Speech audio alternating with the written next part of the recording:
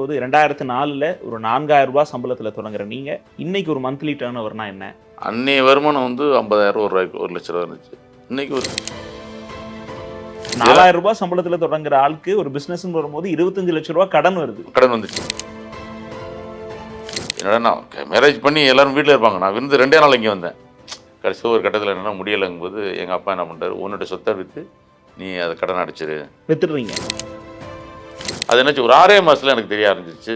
Diesel கொடுக்க முடியல, diesel போட முடியல, சேலரி கொடுக்க முடியல, டியூ கட்ட முடியல. எல்லாமே ஏன்னா அதாவது ஒரு மாதத்துக்கு முன்பு 75,000லேருந்து 1 லேக்கு. அதே மாதிரி பசங்களாம் பார்த்தீங்கன்னா கை வைப்பானுங்க. 10 பீஸ் இருக்கும், 10 பீஸையும் எடுத்துட்டான். கம்பெனி என்ன வந்து ஒத்துக்காது. 1,25,000 ரூபாயை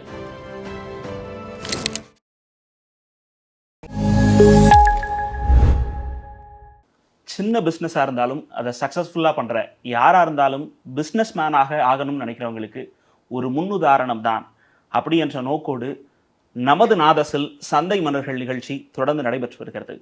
தற்போது அந்த நிகழ்ச்சிக்காக நம்மோடு இணைந்திருப்பவர் ஷாம் டிரான்ஸ்போர்ட்டின் உரிமையாளர் திரு அன்பழகன் அவர்கள். வணக்கம்.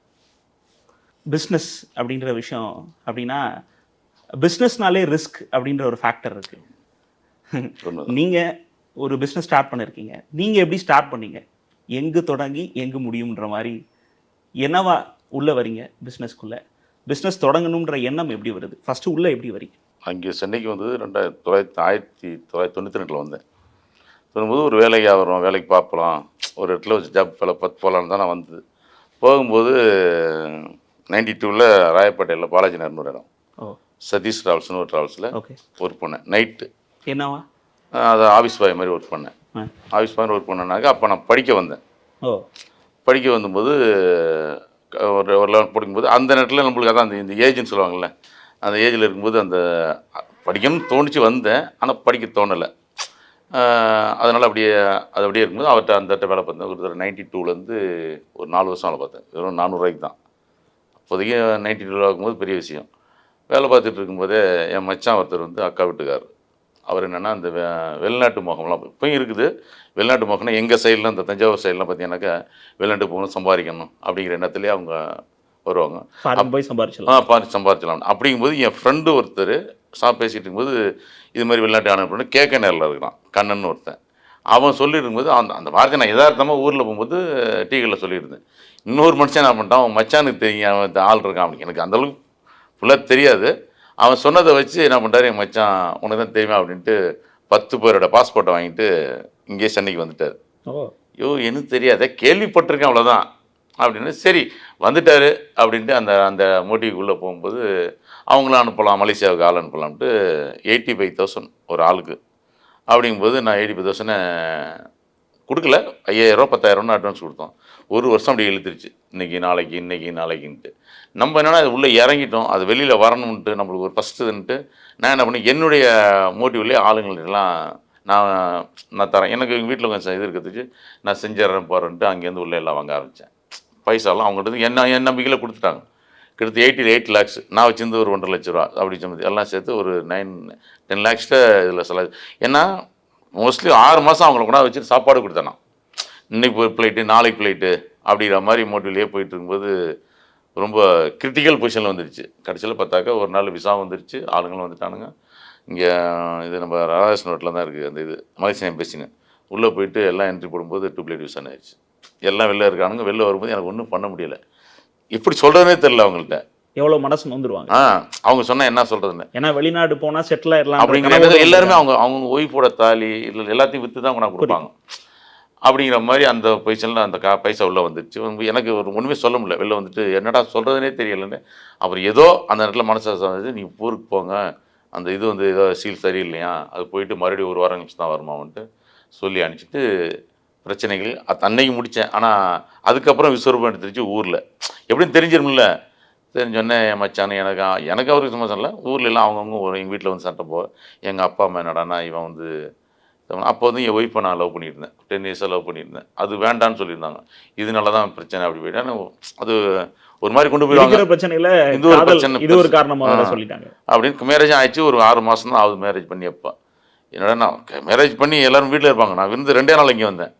ஏன்னா எல்லாரும் அங்கேயே கேட்க ஆரம்பிச்சு என்னாச்சுன்ட்டு. மேனேஜ்மெண்ட் வந்து இந்த ஒரு 6 மாதம் அப்படியே ஓடிக்கிட்டே இருந்துச்சு. கடைசியில் ஒரு கட்டத்தில் என்னென்னா முடியலைங்கும்போது எங்கள் அப்பா என்ன பண்ணிட்டாரு, உன்னுடைய சொத்தை விற்று நீ அதை கடன் அடைச்சிரு அப்படிங்கும்போது எனக்கு எதுவுமே தெரியாது. சொத்து எங்கே இருக்குன்னு எனக்கு தெரியாது சுத்தமாக. அவர் தான் சொல்லி எல்லாத்தையும் ஆடு பார்த்து ரெடி பண்ணி அவர் மச்சான் கொஞ்சம் காசு கொடுத்து எல்லாத்தையும் அதை சால்வ் பண்ணிட்டு வித்துடுறீங்க. எல்லாம் விற்றுட்டோம். அப்பா தேடி வித்த சொத்து அப்பா எனக்குன்னு கொடுப்ப சொத்து எல்லாத்தையுமே விற்றுட்டேன். அப்போ அவங்க பண்ண டார்ச்சரில் எனக்கு அப்பா அம்மா வேண்டாங்கிற கண்டிஷன் ஆயிடுச்சு. ஏன்னா எல்லாருக்கும் உள்ளதான். இப்போ நானே பையன் பண்ணாலும் நான் அவங்க அந்த அந்த பொசிஷனில் செய்யும்போது அது வந்து தப்பு கிடையாது. அது அவங்க பண்ணதில் எனக்கு வந்து அவங்க மேலே ஒரு விருப்பாயிருச்சு. ஓய்ப்பை திட்டுறது, அது மாதிரி பையன் அப்போ தான் பிறந்தான், அவனை ஒரு மாதிரி திட்டுறது, சரி எனக்கு விருப்பாகி அதோட முடிச்சுட்டு என்ன பண்ணிட்டேன், அப்போ இந்த இடத்துல ட்ராவல்ஸில் ஒர்க் பண்ணல, அதுலேருந்து வெளில வந்துட்டேன். அந்த டைம் பார்க்க தான் பக்கத்தில் ஒரு டிரான்ஸ்போர்ட் வச்சுருந்தார். சரி, கேஎல்ஆர் டிரான்ஸ்போர்ட்னு ஒருத்தர் வச்சுருந்தார். அவர் என்ன பண்ணார், என் ஃப்ரெண்டு மூலியம் தான் பழகியிருந்தேன். அவர் வந்து நான் இது மாதிரி பிரச்சனையில் தண்ணி அடிச்சுட்டு வடபழனியில் சின்ன சின்ன ஃப்ரெண்டுகளோட சுற்றிக்கிட்டு இருந்தேன். அவர் நைட்டு 9 மணிக்கு வந்து தேடி கண்டுபிடிச்சி எங்கேயே கண்டுபிடிச்சி வந்தார். வந்து கை வச்சார். நான் என்ன பண்ணேன், என்னடா இங்கே இருக்க அப்படின்னாரு. இல்லை உண்மை வெறுப்பாகி வந்துட்டேன் அப்படின்னு. எதுக்கு இங்கே இருக்கிற, நீ வா என் ஆஃபீஸுக்கு வா, நீ ஆஃபீஸை நீயே பார்த்துக்கோ, நீயே எல்லாம் பண்ணிக்க அப்படின்ட்டு 98 லாஸ்ட்டில் வந்தார். ஒன்றும் கிடையாதுன்ட்டேன். சரி கொண்டு வச்சுட்டு ஒரு 2 மாதத்தில் ஃபேமிலி என்ன பண்ண போகிறேன்னாரு. ஃபேமிலி கழிச்சு வரணும் சரின்ட்டு ஏதோ ஒரு அப்போ 700 வாடகைக்கு அந்த இடத்துல 700 வாடகைக்கு ஒரு 3 மாதத்தில் ஃபேமிலியை கொண்டு வந்து சின்ன ரூம், இந்த இவ்வளோ தான் இருக்கும் சின்ன ரூமில். அது ஒரு கட்டில் போடலாம், 10 ஒரு கட்டில் போடலாம், அதுக்கும் கம்மி. அப்படி கட்டில் போட்டு இவ்வளோ தானே இருக்கும். அந்த இடத்துல உட்காந்து சாப்பிடுவோம். பக்கத்தில் சின்ன ரூம். ஏன்னா எனக்கு இந்த பொசிஷனில் இது ஏதோ அப்படின்ட்டு ஓட்டிகிட்டு இருக்கும்போது ஆனால் ஃபுல் இன்வால்மெண்ட்டு. என்னென்ன காலைல 6:30 மணி 7 மணிக்கு போவேன், நைட்டு 11 மணி ஆகும். வீட்டுக்கு பக்கத்தில் வீடு, சாப்பாடுக்கு மட்டும் வந்துடும், அவ்வளோதான். அப்படி ஓட்டும்போது அவருக்கு வந்து ஒரு வண்டி வச்சு 11 வண்டி ஆக்கி கொடுத்தாரு. நல்லா அவரும் எனக்கு சப்போர்ட் பண்ணார். பண்ணல 4000 அப்போ சம்பளம் கொடுத்தாரு. என்ன வருஷம்? 2004 4000 கொடுத்தாரு. 2 பசங்க எல்லாத்தையும் ரன் பண்ணால் எனக்கு பார்த்தாது. அப்போ என்னென்னா அவர் வண்டி பழைய வண்டி, ஒரு வண்டி 91 மாடலில் 407 எனக்கு 1,60,000 அவரே என் பேரில் மாற்றி மாதம் டியூ கட்டுற மாதிரி அதில் வர்றதை அவர் எடுத்துக்கிற மாதிரி வச்சுருந்தார். இங்கே அங்கேயே ஓடும். அப்படி ஓடும்போது நல்லா ஓடிக்கிட்டே இருந்துச்சு. சரி இன்னொரு வண்டி நம்ம ஆட் பண்ணலாமேங்கும் போது அவருக்கு வந்து யாராவது உள்ள தானே, ஏன் போகிறான்னு அது வந்து கட் பண்ணுறது என்ன பண்ணிட்டாரு, எங்கள் டிரைவரில் கற்ற ஆரம்பிச்சிட்டார். என் டிரைவரில் வந்து இதெல்லாம் பண்ணக்கூடாது ஆகக்கூடாதுன்ட்டு. அதே மாதிரி அது வரலையும் அவர் வந்து நான் தான் ஓனர், அவர் தொழிலாளி மாதிரி தான் இருப்பார் அந்த இடத்துல. நான் இந்த மாதிரி டாமினேட் பண்ணாருன்னா ஒரு மாதிரி இது பண்ணார், வளர்றான்னு அப்படின்ட்டு. சரி கஷ்டப்படுறாரு. அவர் வந்து குறை சொல்ல, நம்ம அடுத்த லெவலில் பார்க்கலாம்ட்டு. அப்போ தான் என்ன பண்ணேன், ஊருக்கு போயிட்டு இப்போதைக்கு என் தம்பியோட இதை தம்பி நிலத்தெல்லாம் கொஞ்சம் அடமானம் வச்சு 1,60,000 1,60,000 அந்த 2005 வாங்கினேன். ஆனால் அவங்க கட்ட வேண்டியது 80,000 இருந்துச்சு. அதெல்லாம் ரெடியூஸ் பண்ணி கட்டிட்டு பாய் காசு தான் வாங்கிட்டு வந்து இங்கே ஸ்டார்ட் பண்ண ஆரம்பிச்சேன். ஸ்டார்ட் பண்ணி 2006 ஒன்று சும்மா தான் போயிட்டு இருந்துச்சு. 2010 வரையும் நல்லா அப்போ உருவாயிருச்சு. ஸ்டாண்ட் ஆயிடுச்சு. 11 வண்டி ஆயிடுச்சு. ஒரு வண்டி ஆனது 11 வண்டி ஆயிடுச்சு. இந்த வருமானம் மூலமாக 11 வண்டி ஆயிடுச்சு. இந்த டிரான்ஸ்போர்ட் ஆரம்பிச்சாரு. நான் அந்த ஒர்க் பண்ணுறதுல 11 வண்டி ஆயிடுச்சு. எல்லாம் 11 வண்டி 2011 முடிய போகிற கண்டிஷனில் ஒரு 9 மந்த்து 8 மந்த்து 6 மந்த் ஏதாவது இந்த கண்டிஷனில் இருந்துச்சு எல்லாமே. இந்த பிஸ்னஸ் என்ன பண்ணாங்க கம்பெனியில், அப்படியே உல்ட்டாவை மாற்றி ஃபிக்சர்லேருந்து ரேட் பேர் கேஜின்னு கொண்டு போனாங்க. ரேட் பேர் கொண்டு போகும்போது தான் எனக்கு அந்த ஐடியாவே இல்லை. எனக்கு எப்படி பண்ணணும் என்ன செய்யணுங்கிற ஐடியா இல்லாததுனால நான் ராயப்பேட்டையில் இருந்தேன். பிஸ்னஸ் வந்து பூந்தமல்லி. நான் ஒரு ஆளை வச்சுருந்தேன் பையனை. அவனுக்கு குறை சொல்லி நான் போகிறதுலாம் பண்ணான், எனக்கு தெரியல. அது என்னாச்சு, ஒரு 6 மாதத்தில் எனக்கு தெரிய ஆரம்பிச்சிச்சு. டீசல் கொடுக்க முடியல, டீசல் போட முடியல, சேலரி கொடுக்க முடியல, டியூ கட்ட முடியல, எல்லாமே. ஏன்னா அதாவது ஒரு மாதத்துக்கு முன்பு 75,000 1 லேக்கு ஷார்ட்லேயே வந்துக்கிட்டே இருந்துச்சு. லாஸ்.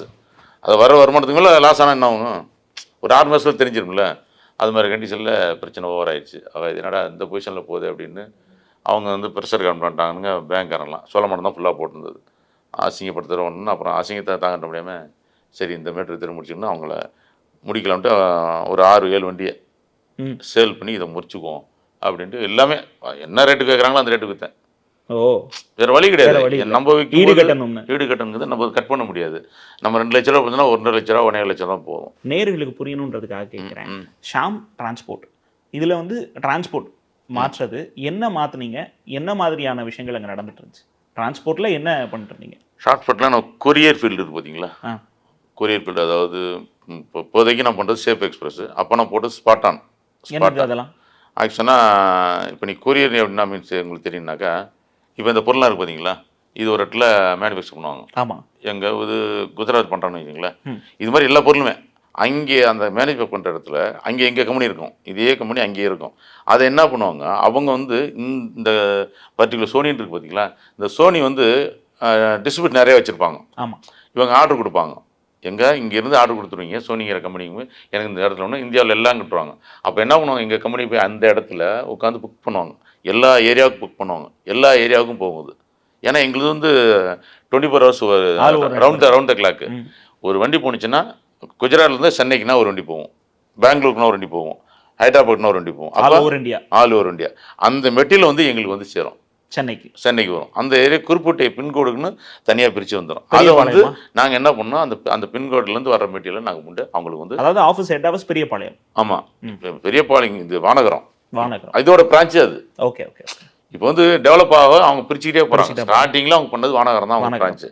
இப்போ வந்து ஸ்ரீபெரும்புதூரில் இருக்குது, பெரியபாளையம் இருக்குது, இங்கே நம்ம சோழிங்கநல்லூரில் இருக்குது. இப்போ நீங்கள் கவனிச்சுக்கிறது எந்தது? பெரியபாளையம். பெரியபாளையம் பெரியபாளையம்னா திருவள்ளூர் பிரான்ச்சுன்னு பேர். திருவள்ளூர். ஏன்னா திருவள்ளூர் டிஸ்ட்ரிக்ட்ங்கிறதுனால திருவள்ளூர் 11 இருக்கும். Okay okay okay. அதுதான் மேட்ரு. அங்கேருந்து நம்ம ஒவ்வொரு பொருளையும் அதை பார்த்துக்க ஆரம்பிச்சிங்க, ஓன் பண்ணி பார்த்துக்க ஆரம்பிச்சிங்க. ஆமாம். எத்தனை பேரில் வேலை செய்கிறாங்க இப்போ? இப்போதைக்கு 40 பேர் இருக்காங்க. 40 பேர். 40 பேர் இருக்காங்க. 40 பேர். ஆரம்பிக்கும் போது எத்தனை பேர் இருந்தாங்க?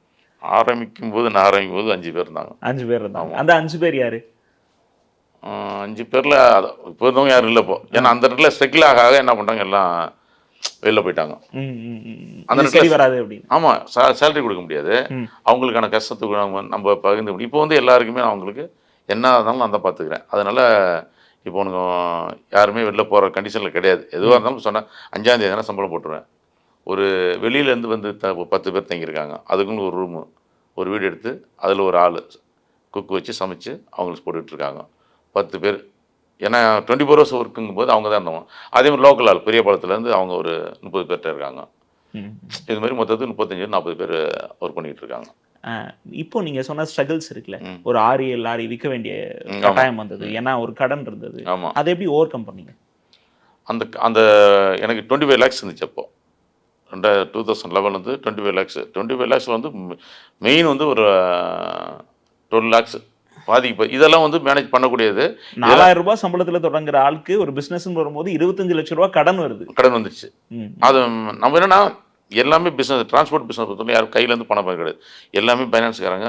இப்போ வண்டி நீங்கள் ஒரு கமர்ஷியல் வெஹிக்கிள்னு கேட்டாக்க கொடுத்துருவாங்க. நம்ம வந்து பிஸ்னஸ் நம்ம டெவலப் பண்ணுறதை பொறுத்து தான் அது டெவலப் ஆகிட்டே இருக்கும். இது என்னோட இது இல்லை, அந்த இடத்துல தெரியாமல் போனதுனால அது ஸ்ட்ரகிள் ஆனிச்சு. இதே எனக்கு தெரிஞ்சதுன்னா நான் அதே டயத்தில் ஒரு 6 வண்டி அன்றைக்கே விற்றுருப்பேன். விற்றுருந்தா 6 வண்டி வச்சு ஆரம்பிச்சிருக்கலாம். இந்த 6 வண்டியோட டியூ இதில் வர வருமானத்தை கட்ட முடியல. இதனால தான் இங்கே ஸ்ட்ரகிள் ஆனது. இது போகணும்னு புரிஞ்சுக்கிட்டேன். இப்போ நீ வண்டி ஓடுதுன்னா அந்த வண்டி வச்சு நம்ம ரன் பண்ணணும். முடியலையா அந்த வண்டியை ஓரம் கட்டிடணும். ஏன்னா அடுத்த லெவலுக்கு வரும்போது அப்போ வாங்கிக்கலாம். ஏன்னா வாங்குறது ஒன்றும் பெரிய விஷயம் இது மேனுவலா மனிதர்கள் பண்ண தப்புன்னு முடிவு பண்ண முடியாது. அங்கே வேலை செய்கிறவங்களுடைய சோம்பேறித்தனம் அப்படி கிடையாது. அதையும் உண்டு. அவங்க எனக்கு இன்ஃபார்ம் பண்ணலை. இப்போ வந்து 3 வண்டியில் போகிற மட்டும் 6 வண்டியில் அனுப்புகிறோம். இப்போ நான் பெரியபாளையம் போன பிறகு நான் ஏன் இங்கேயே இப்போ ஸ்டே பண்ணேன்னாக்கா, எனக்கு தெரியும் சோலாவரத்தில் இந்த ரோடு இந்த 10 கஸ்டமர்னா 10 கஸ்டமருக்கு நான் எப்படி லோடு ஏற்றுனா அது எனக்கு லாபம். அதே ஒரு வண்டியில் ஏற்றலாமா 4 வண்டியில் ஏற்றலாங்கிறது எனக்கு தான். எவ்வளோ ப்ராடக்ட்ஸ் இருக்குது, அதில் எவ்வளோ மெட்டீரியல் இருக்குது, எவ்வளோ வெயிட் இருக்குது, எத்தனை பாக்ஸ் இருக்குது, இத்தனை பாக்ஸுக்கு இத்தனை மேன் பவர் அனுப்பணும். அங்கே சேஃபாக கொண்டு போகிறது உங்களுடைய பொறுப்பு. ஆமாம், அந்த குடோன் விட்டு தாண்டிச்சுன்னா அதுக்கு நான் தான் பொறுப்பு. அது மறுபடியும் அந்த ஒரு சின்ன அக்னாலஜ்மெண்ட் கையெழுத்து வாங்குற போனால் அது வரலையும் என்னோட பொறுப்பு. அந்த எத்தனை க்ரோஸாக இருந்தாலும் அதில் வர்ற அது நான் தான் பொறுப்பு. அதை ஏற்றுக்கிட்டு தான் நம்ம கையெழுத்து போட்டு தான் நம்ம இங்கே ரன் பண்ணுறோம். அந்த ஒரு சின்ன ப்ராப்ளம்லாம் நம்ம தான் அது வந்து அது பெரிய கஷ்டம் தெரியாது எனக்கு. ஏன்னா அதிலே இன்வால்வ் ஆகிட்டேன். அதே மாதிரி ரிஸ்க் எடுக்க தான் வேணும். அந்த ரிஸ்க் எடுத்தால் தான் அடுத்த லெவலுக்கு போக முடியும். அதே மாதிரி பசங்களாம் பார்த்தீங்கன்னா கை வைப்பானுங்க. அந்த சின்ன சின்ன யாருக்குள்ள தானே இப்போ நீங்கள் போகிறீங்க புதுசாக ஒரு 2 பேர் சேர்த்துட்டீங்கன்னா அந்த பொருளை பார்த்து ஆசை வந்துடும் அவனுக்கு. அதை எடுத்துருவான். ஆனால் அதோட மதிப்பு பெருசாக இருக்கும். அவனுக்கு அது தெரியாது. அதை அவனுக்கு புரிய வைக்கிற மாதிரி நம்மளுக்கு அவனுக்கு கைட் பண்ணிட்டோம்னா அவன் செய்ய மாட்டான். எல்லாருமே யார் திருடுறவங்க கிடையாது. நம்ம அவங்க வழிநடத்துகிற பொறுத்து. அதே நேரத்தில் என்கிட்ட வேலை செய்கிற எத்தனை இதுவரையும் சொல்கிற வரை எதுனா உனக்கு விருப்பப்பட்டு வேலை செய், விருப்பம் இல்லையா போயிரு. ஒன்றை மாதிரி இன்னொருத்தன் வருவான், அவன் பொழைச்சிட்டு போவான். நீ இதுதான் என்னுடைய வேலை, இதுதான் இப்படி தான் இருக்கணும் ஒழுங்கா வேலை செய்யாம இருந்துட்டு இடத்த வேஸ்ட் பண்ணாங்க. இன்னைக்கு ஏன்னா இருக்க ஒன்று நான் வச்சுட்டு வேலை செய்யறதுக்கு இன்னொருத்த வரத்தை கெட்டு போயிடுவான். நீ வேலை செய்யறது அப்படின்ட்டு அதே மாதிரி என்கிட்ட வேலை செய்ய அத்தனை சொல்லுவேன். இஷ்டப்பட்டு வேலை உனக்கு இஷ்டப்பட்டு காசு வரும், இல்லைன்னா கஷ்டப்பட்டேன்னா அது வேஸ்ட்டு. நானும் கஷ்டப்பட்டு கொடுக்கும், நீனும் கஷ்டப்பட்டு வேலை செய்வேன். அதே மாதிரி எல்லாருமே அதான் இப்போ இருக்கிற அத்தனை பேரும் அந்த அந்த ஒரு கான்செப்டில் தான் ஒர்க்கர்ஸ் யாரையுமே நான் மூஞ்சி அடிச்சு பேசவே மாட்டேன். முக்கியமான கேள்வி நீங்க சொன்னீங்க. அதுல பிரச்சனை என்னன்னா அந்த திருடுறது அந்த மாதிரியான விஷயங்கள் ஒரு நம்பகத்தன்மை இல்லாம செயல்படுறதுனால பெரிய மதிப்பு இருக்கும். அந்த மாதிரி யாராவது உங்ககிட்ட பிடிபட்டிருப்பாங்க? பிடிபட்டான். என்ன பண்ணீங்க அவங்கள? அவனை நிப்பாட்டலண்ணா. ஏன்னா அவனுக்கு ஒரு சான்ஸ் கொடுத்தேன். ஆனால் கம்பெனிக்கிட்ட வந்து நான் நிப்பாட்டேன்னு வேற இடத்துல தூக்கி போட்டேன். எப்படின்னாக்கா ஒரு கம்பெனியில் வந்து நீங்க உங்க ஹெட் ஆஃபீஸ்க்கு சொல்லிட்டீங்க. இல்லை அவன் இதில் மாட்டிட்டான். எப்படின்னாக்கா நைட்டில் லோடு ஏற்றுவாங்க. லோடு ஏற்றும் போது என்ன பண்ணிட்டான், அது மாதிரி பேக் பெரிய பெரிய பேக்கெலாம் இருக்கும். இயர்ஃபோன் இருக்கு பார்த்தீங்களா? ஆமாம். இயர்ஃபோனு அதான் ஃபுல்லாக பெரிய குடோன்னு, அந்த குடோனில் பாக்ஸாக இருக்கும். இவனுக்கு தெரியும் அந்த பாக்ஸில் என்ன இருக்குங்கிறது. இவன் அதை டெய்லி போயிட்டு வரான்ல. ஒரு இயர்ஃபோனு 12,000 ரூபா. ஓ 12,000 ரூபா 10 பீஸ் இருக்கும். அதில் 12,500 ரூபா 10 பீஸ் இருக்கும். 10 பீஸையும் எடுத்துட்டான். 1,25,000 எடுத்துட்டான். எடுத்து வெளில கொண்டு போயிட்டான். இவங்க என்னென்னா இவங்க டெய்லி மானிட்டர் பண்ணுறாங்களே, ஒரு பாக்ஸில் 10 பீஸ் மட்டும் காணும். அப்படிங்கும்போது இது எப்படி 20 பீஸ் ஒரு பாக்ஸ் செட்டில் ஒரு பாக்ஸ் கூட எப்படி பர்டிகுலர் வெளில வரும் அப்படிங்கிற மாதிரி அவன் கேமரா போட்டு பார்க்கும்போது நம்ம பால் உள்ள போயிட்டு எடுத்தான். அவனுக்கு தெரியல கேமரா மாட்டுவோங்கிறது அவனுக்கு தெரியல. அதுக்கப்புறம் பிடிச்சிட்டு அவனுக்கு வான் பண்ணி ஏன்டா அது மாதிரி பண்ண, இல்லை நான் தெரியாமல் பண்ணிட்டேன்னு காலைல விழுந்தான். சரி ஓகே, நீ சரியாக பண்ணிட்டேங்கிறதுக்காக நான் ஒத்துக்கிறேன். ஆனால் கம்பெனி என்ன வந்து ஒத்துக்காது. 1,25,000 ரூபாயை நான் தான் கட்டி ஆகணும். 2 ஷாட்டில் பிடிச்சிட்டாங்க. ஒரு மாதம் 50,000, ஒரு மாதம் 75,000 பிடிச்சிட்டாங்க. இவனுக்கு என்ன பண்ணிட்டேன், வீட்டில் போய் பேசுகிறான்னு ஒரு நாள் ஃபுல்லாக யோசித்தேன். சரி அவன் ஒரு சின்னத்தை யாரும் தப்பு வந்து தெரிஞ்சு பண்ணுறது தெரியாமல் பண்ணிட்டாங்க, அவனுக்கு ஒரு சான்ஸ் கொடுக்கலான்ட்டு மாதம் 5 ரூபா பிடிச்சிக்கிறேன் அப்படின்னு ஒரு 5 மாதம் தான் பிடிச்சேன். ஆனால் ஒர்க் பண்ணுறது எனக்கு வந்து ரொம்ப திருப்தியாக இருந்துச்சு. அதையும் கட் பண்ணிட்டேன். 25 ரூபா தான் பிடிச்சேன். அந்த 1,00,000 ரூபா நான் தான் அவன்கிட்டே சொன்னேன், இன்னும் பிடிக்க மாட்டேன், ஒழுங்காக வேலை செய்கிறதா செய், இல்லையா ஓடுறதா போய் ஓடி போயிரு, பரவாயில்ல எனக்கு 1,00,000 லாஸ் ஆன பிரச்சனை கிடையாது, ஆனால் எனக்கு தப்பு பண்ணாது அப்படின்னு சொன்னேன். அவன் அது ஒரு சின்ன பையன் ஒருத்தன் பண்ணான். அது மட்டும் தான் என்கிட்ட பண்ண, வேறு யாரும் அந்த அளவுக்கு பண்ணியிருக்கானுங்க தெரியாது. ஏன்னா இது வந்து பெரிய கடல் இது. ஏன்னா எல்லா மெட்டீரியலும் வரும். இந்த பேக் வரும், துணி வரும், பேனா வரும், எல்லாமே வரும். எல்லா மெட்டீரியலும் வரும். எங்களுக்கு எல்லாமே டெலிவரி பண்ணும்போது சின்ன சின்ன விஷயத்தை நீங்கள் யாருக்கு போய் டெலிவரி பண்ணுறீங்க, அது மக்களுக்கு எப்படி போய் சேருது? அது மக்களுக்கு தெரியாது, நேயர்களுக்கு தெரியறதுக்காக கேட்குறேன். இப்போ அதான் ஒன்று சார், ஒரு சின்ன உதாரணம், பானாசோனிக்னு ஒரு கம்பெனி இருக்குது. சரி, பானாசோனிக்ங்கிறது ஒரு ப்ராடக்ட் பண்ணுறாங்க. அவங்க வந்து இங்கே வந்து சென்னைக்கு வருது. பானாசோனிக் ஒரு பெங்களூர் இருக்குன்னு அங்கேருந்து சென்னைக்கு இப்போ எத்தனையோ கம்பெனி டிஸ்ட்ரிபியூட்டர் இருக்குது, இந்த கடைக்கு வரும். இல்லை கம்பல்சரி அமேசானில் நீங்கள் போய் உங்களுக்கு கூட வரும் டைரெக்டாக. ஆமாம்.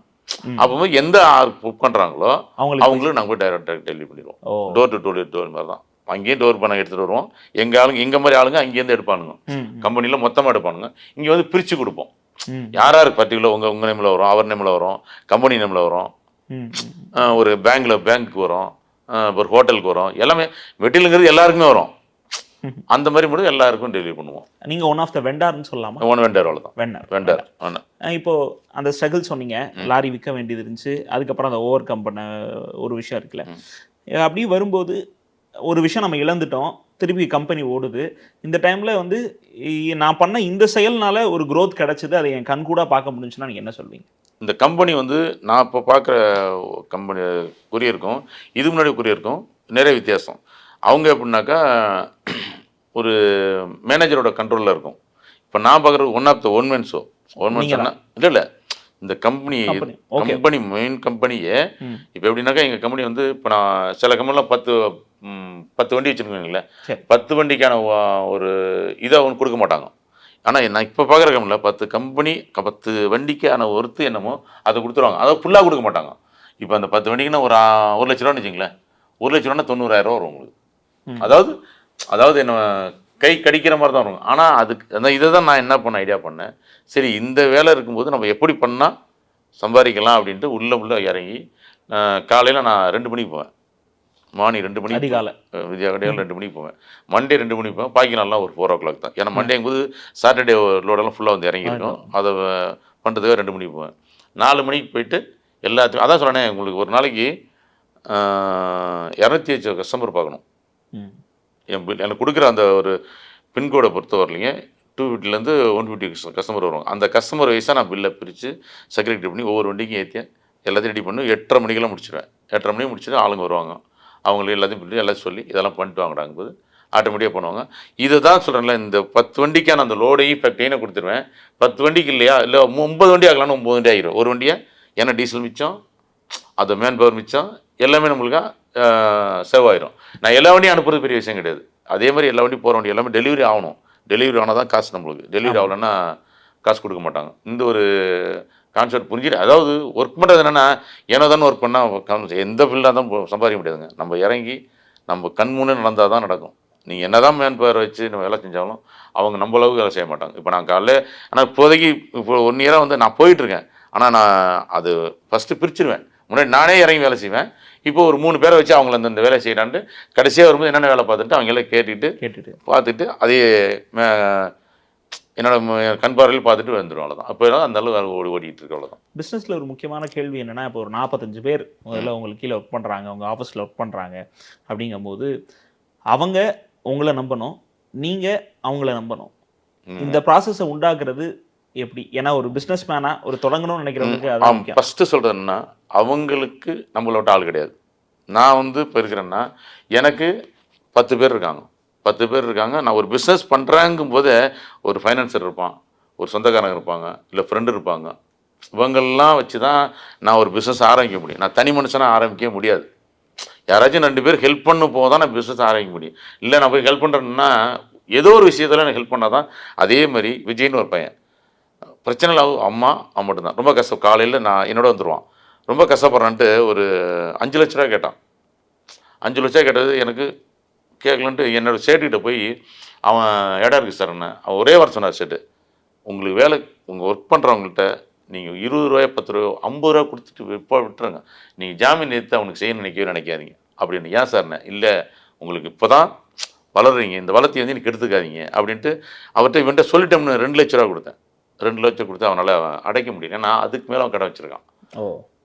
அதனால் அவனுக்கு என்ன தேவையோ நம்ம அவனுக்கு முதல்ல நான் கேட்காம விட்டு தப்பு. அப்போ தான் புரிஞ்சுக்கிட்டேன் அவனுக்கு என்ன தேவை, எவ்வளோ இருக்குது. அப்பா நீ இவ்வளோ வச்சுருக்க, இந்த பிரச்சனையை சால்வ் ஆகிறது ரொம்ப கஷ்டம், என்னால் இவ்வளோ கொடுக்கும், நீ பார்த்துக்கோ, நீ என்ன பண்ணிக்க, ஆனால் கஷ்டப்படு. ஆனால் சொல்லுவேன் நீ கஷ்டப்படு, ஆனால் ரொம்ப நாளாக அவனுக்கு, ஏன்னா நீ அவ்வளோ பிரச்சனையில் இருக்க அப்படின்னு சொல்லி அவனை கொஞ்சம் சமாதானப்படுத்தினேன். ஒரு சின்ன வயசு நான் எல்லாமே நம்ம வந்து அவனுக்கு பேசினா தான் தெரியும்.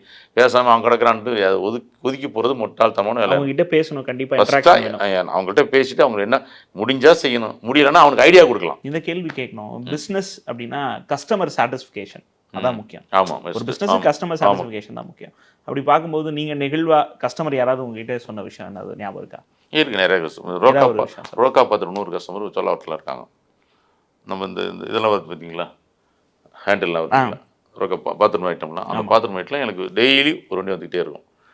அவங்களுக்கு ரெகுலராக நான் தாங்க எங்களை அந்த இதுலேருந்து வரும், நாசிக்லேருந்து வரும். நீங்கள் டெலிவரி பண்ணிட்டு? நான் டெலிவரி பண்ணுவோம். ஒரு நாளைக்கு ஒரு 20 ஃபீட் லோடு வரும். அவங்களுக்கு அவங்க கேட்குற மாதிரி இந்த இடத்துல வைங்க, அந்த இடத்துல வைப்பாங்க. எங்கள் ஆளுங்கள்லாம் அதே மாதிரி சொல்லி அவங்க சொல்லுவாங்க. ஒரு நாள் யாரோ போயிருக்காங்க எங்கள் ஆஃபீஸ்லேருந்து, அன்பு சார் வந்தாருன்னா அந்த லோடு கரெக்டாக இருக்குது, வேறு யார் மூலம் அனுப்பிச்சிங்கன்னா திடீர்னு எனக்கு அனுப்புவாங்க, டைரெக்டாக கூட அனுப்புவாங்க. அது மாதிரி அனுப்பாதீங்க சார் அப்படிம்பாங்க. ஏன்னா நம்மளோட சர்வீஸ் தான் போயிடுது. அந்த கஸ்டமர் வந்து நம்மளை வந்து அதான் இப்போதைக்கு நான் இந்த ஏரியாவில் பார்க்கும்போது இன்னொரு வெண்டர் பார்த்துக்கிட்டு இருந்தாங்க. நான் வந்து 2016 வர்றதுக்கு முன்னாடியே கும்மிடி பூண்டியெல்லாம் வெறும் 50 டன்னு சேர்ந்துச்சு. இப்போ 250 டன் ஆக்கியிருக்கேன்.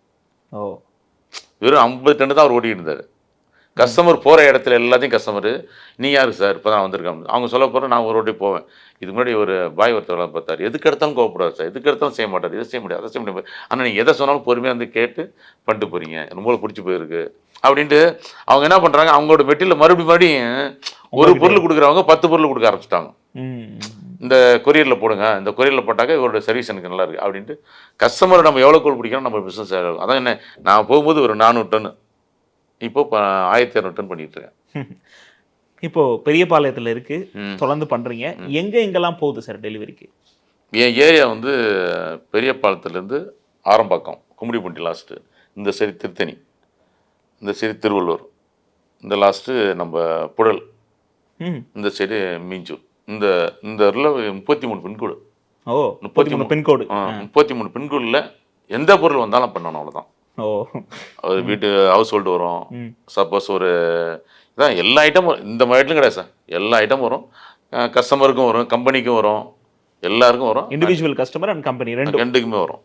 அதுக்கு நான் டெலிவரி பண்ணுறேன். எத்தனை வண்டி போகுது சார் இதில்? இப்போதைக்கு 13 வண்டி போயிட்டு இருக்கு. 13 வண்டி போயிட்டு இருக்கு. இதில் சார் முக்கியமான விஷயம், பொதுவாக பெண்கள்கிட்ட வயசு கேட்கக்கூடாது அப்படின்னு சொல்லுவாங்களே, அது மாதிரி ஒரு பிஸ்னஸ் மேன்கிட்ட டேர்ன் ஓவர் என்னன்னு கேட்கக்கூடாது.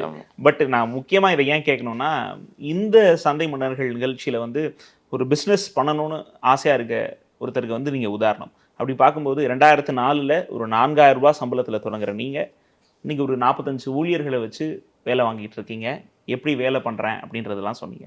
இன்றைக்கி ஒரு மந்த்லி டேர்ன் ஓவர்னா என்ன, எவ்வளோ வண்டி வச்சுருக்கீங்க, இன்றைக்கி நீங்கள் பிஸ்னஸில் நீங்கள் சக்ஸஸ் பண்ணது என்னன்னு நீங்கள் நினைக்கிறீங்க? மோஸ்ட்லி பார்த்தீங்கன்னா, நான் வந்து 4000 சம்பளத்தில் இருக்கும்போது, நான் ஸ்டார்ட் பண்ணும்போது நான் 5 பேர் இருந்தாங்க. அன்றைய வருமானம் வந்து 50,000 1 லட்ச ரூபா இருந்துச்சு. இன்றைக்கி ஒரு 15 lakhs மோர் தென் 50 20 வருது பெர் மந்த். அதில் இஎம்ஐ, டீசலு, சேல்ரி இதெல்லாம் அதில். ஆனால் ஒன்றும் இது கிடையாது, ஸ்மூத்தாக ரன் ஆகிட்டு இருக்கு. இப்போ இதுவே எனக்கு பெரிய சந்தோஷம். என்ன சொல்கிறேன்னா, இப்போ நீங்கள் ஒர்க் பண்ணுறோம்னா இதெல்லாம் இந்த இஎம்ஐலாம் ஆனிச்சுன்னா எனக்கு லாபம். வண்டி எல்லாமே இப்போ நியூ வெஹிக்கிள் தான்.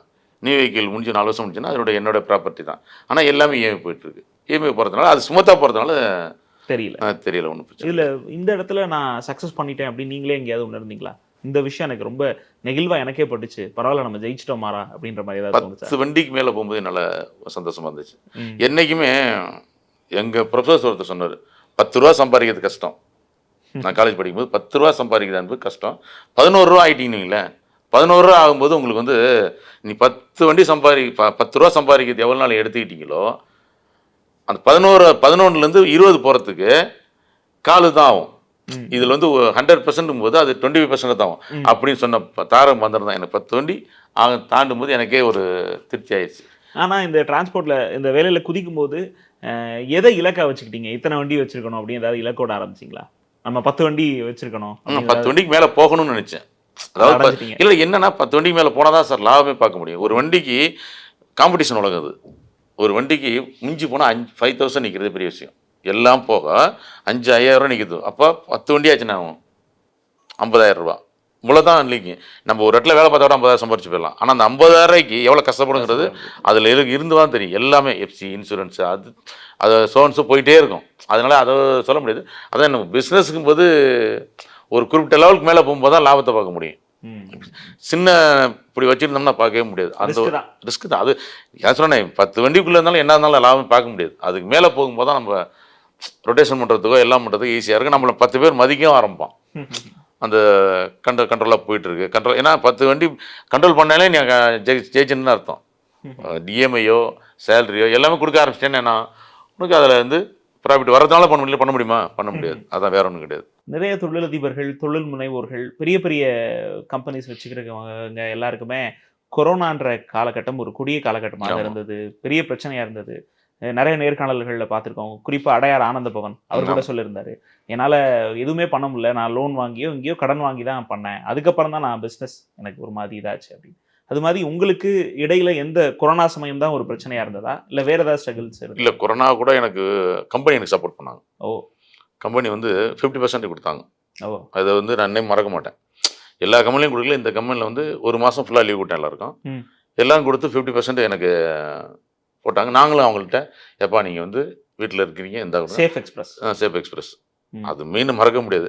அது அடுத்த மாதத்துலேருந்து ஓரளவுக்கு வெஹிக்கிள்லாம் ரன் ஆரம்பிச்சு. ஏன்னா வந்து கமர்ஷியல் வெஹிக்கிள்லாம் ரன் பண்ணுன்னு சொல்லிட்டாங்க. அதாவது 50% நானே போனேன். நீ நம்ப மாட்டீங்க, அந்த மாதத்தில் எங்கள் வீட்டில் வாங்கினாங்க. எனக்கு அந்த டயத்தில் இங்கேருந்து மதுரைக்கு நான் வண்டியே ஓட்டினதே கிடையாது. நீங்கள் நான் ட்ரைவ் பண்ணிட்டேன். நானும் ஒரு லேபர் ஒருத்தன் தான். இங்கே இந்த மில்க் ஐட்டத்துக்கு ஒரு பொருள் எடுத்துகிட்டு போகணுன்னா வண்டி கிடைக்கல. அப்போ கம்பெனியில் கேட்டாங்க, சார் வண்டி கிடைக்குமா? சரி கொடுக்குறேன் சார் அப்படின்னு. டிரைவர் என்ன கேட்டான்னா, இங்கே என்ன அப்படின்னா, இங்கே ஒத்துக்கிட்டாச்சு, வேறு வழி கிடையாது. ஆனால் எடுத்துகிட்டு போயிட்டு இறக்கிட்டு நான் மெட்டீரியல் எடுத்துகிட்டு வந்தேன். முக்கியமாக நிறைய ஒரு கேள்வி கேட்கணும்னு விரும்புகிறேன். நிறைய பேருக்கு பிஸ்னஸ் தொடங்கணுன்ற ஆசை இருக்குது. இளைஞர்களுக்கெல்லாம் ஒரு பெரிய பிரச்சனை என்னன்னா, அந்த ரிஸ்க் எடுக்கிறது, இந்த மாதிரியான ஃபேக்டர்ஸ் அப்படிலாம் இருக்கும். அவங்கள மாதிரி ஒரு 2 பேரும் உங்ககிட்ட வந்து கேட்டாங்கன்னா அவங்களுக்கு நீங்கள் என்ன சஜஷன், அட்வைஸ் கொடுப்பீங்க? ஃபஸ்ட்டு நான் சொல்கிறது என்னென்னா, தொழிலில் ஃபஸ்ட்டு மரியாதை இருக்கணும். அதுக்கு மரியாதை கொடுக்கணும். இது என்ன, அதாவது இந்த பொருள் தானே அப்படின்னு நினைக்கக்கூடாது. அந்த தொழில்னா தொழில் மேலே மரியாதை கொடுத்து அதுக்கு டைமிங் ஃபஸ்ட்டு. ஃபஸ்ட்டு என்னென்னா டைமிங்னா அந்த டைமோட இருக்கணும். எனக்கு பிடிச்சது ஒரே ஒன்று தான். இந்த டைம்னா 2ன்னா 2 முடிப்பேன். 2:30 நான் வச்சுக்கவே மாட்டேன். அந்த டயத்துக்கு போகணும். அதேமாதிரி கஸ்டமரை ஃபஸ்ட்டு நம்ம சாட்டிஸ்ஃபை பண்ணால் தான் அவங்க மூலியமாக தான் நம்மளுக்கு எல்லாமே கிடைக்கும். அவங்கள சாட்டிஸ் பண்ணாலே ஆட்டோமேட்டிக்காக வரும். அதேமாதிரி எந்த இடத்துல ஒர்க் பண்ணுறோமோ அவங்களுக்கு நம்பிக்கையாக இருக்கணும். அவங்களுக்கு எதுவுமே தப்பு பண்ணக்கூடாது. இதெல்லாம் கரெக்டாக பண்ணால் ஆட்டோமேட்டிக்காக எல்லாமே வந்துடும். இதுதான். உங்கள் பிஸ்னஸ் தொடர்ந்து சக்ஸஸ் ஆகட்டும். 15 லாரி இன்னும் பலதாக பெருக்கட்டும். தேங்க்ஸ். நாத சார்பாக வாழ்த்துக்கள். நன்றி சார்.